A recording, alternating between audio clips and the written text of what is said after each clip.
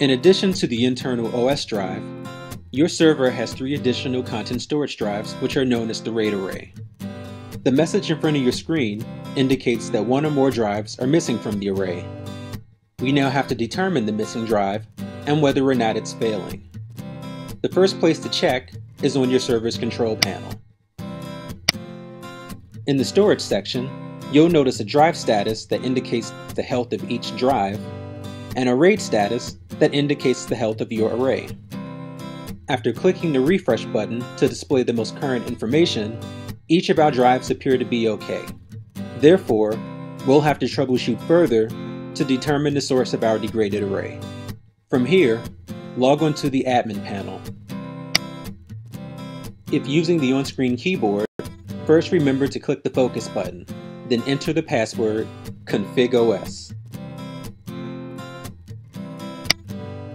Once logged in, select Storage System Management. This will produce a submenu specifically for monitoring the RAID array. We'll continue our troubleshooting by clicking the Monitor RAID status. On this screen, we want to pay close attention to the first line.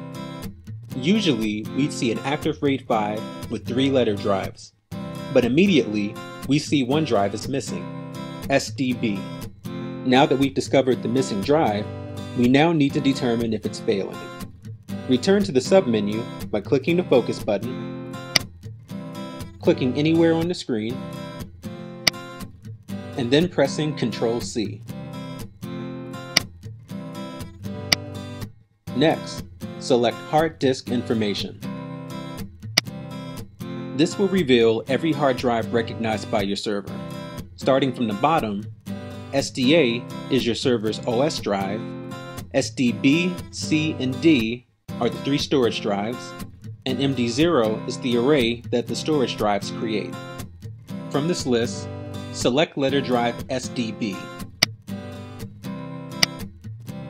This will reveal a page filled with information, but we're only concerned with 3 specific sections. Start scrolling upwards until you see a line that reads Smart Error Log Version.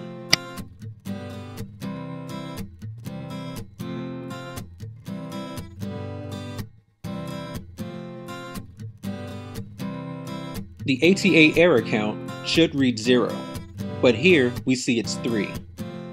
This is most likely the reason that SDB was kicked from the array, but we're not done yet. Scroll upwards until a line of dashes begin appearing on the right side of your screen.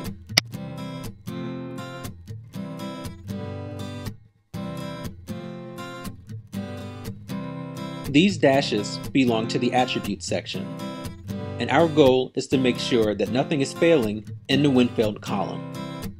Lastly, scroll about halfway up the screen until you get to the self-assessment test.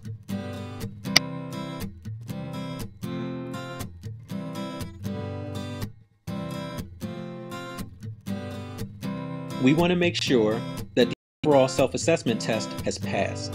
If it's passed, and we have no failing attributes and 0 ATA errors, then this drive is healthy and can be added back into the array.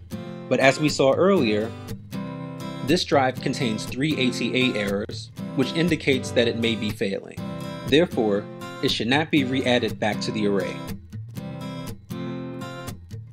From here, you'll want to contact your service provider or the GDC tech support to receive a replacement hard drive.